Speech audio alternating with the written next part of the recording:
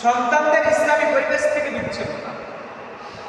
এটাও বর্তমান সমাজে অনেক অনেক অনেক প্রভাব বিস্তার পাচ্ছে।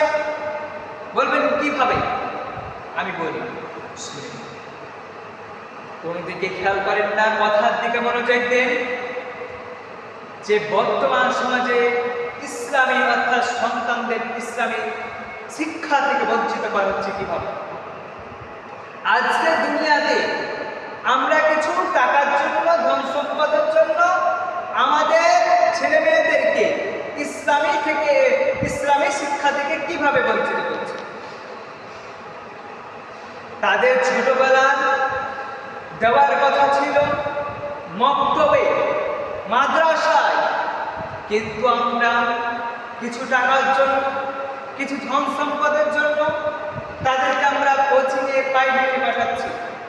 খুব বড় ওজনের ব্যাগ দিয়ে সকালবেলায় তাদেরকে মক্তবে না পাঠিয়ে কোচিংয়ে প্রাইভেটে পাঠিয়ে দিচ্ছি। এ থেকে কি থেকে বঞ্চিত হলো? ইসলামী শিক্ষা থেকে। আর ইসলামী শিক্ষা থেকে যে বঞ্চিত হয়ে গেল, সে তো নিজেই জাহান্নামের আগুন থেকে বাঁচতে পারে না, আপনাকে কিভাবে বাঁচাবে? সে তো নিজেই জেনারেল শিক্ষিত, সে তো নিজেই খারাপ কাজ করে বেড়াচ্ছে। তাহলে আপনার কবরের পাশে সে কিভাবে দোয়া করবে? যদি আপনি তাকে সর্বপ্রথম ইসলামী শিক্ষা না গড়ে তুলতে পারেন, ইসলামিক নাগরিক হিসাবে, ইসলামিক সন্তান হিসাবে যদি না গড়ে তুলতে পারেন, তাহলে কি হবে?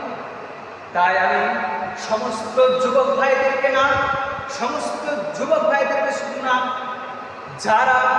যাদের ছেলে মেয়ে আছে তারা সব সময় আগে আপনার ছেলে মেয়েদেরকে ইসলাম শিক্ষা দেবে। আমি বলছি না আপনার ছেলে ডাক্তার ইঞ্জিনিয়ার হতে পারবে না, এটা আমি বলছি না। আপনার ছেলে ডাক্তার ইঞ্জিনিয়ার হোক, আরো অনেক কিছুই হোক, এটা আমার কোনো সমস্যা নেই। কিন্তু আমার একটা জায়গায় সমস্যা, সেটা হচ্ছে আগে আপনার ছেলে মেয়েদেরকে ইসলামী শিক্ষা দিন। কারণ আপনাকে তো কবরে আযাব থেকে বাঁচতে হবে, জান্নাত তো পেতে হবে, জাহান্নামের আযাব থেকে তো বাঁচতে হবে। আর যদি জাহান্নামের আযাব থেকে বাঁচতে চান, কবর থেকে বাঁচতে চান, তাহলে তো আপনার ছেলেকে আগে ইসলামিক নাগরিক হিসাবে গড়ে তুলতে হবে, তাই না? তাহলে আমাদেরকে সর্বপ্রথম আগে শিক্ষা দিতে হবে ইসলামিক নাগরিক হিসাবে গড়ে তুলুন। তারপরে আপনার যেটা ইচ্ছা, ডাক্তার ইঞ্জিনিয়ার বানান।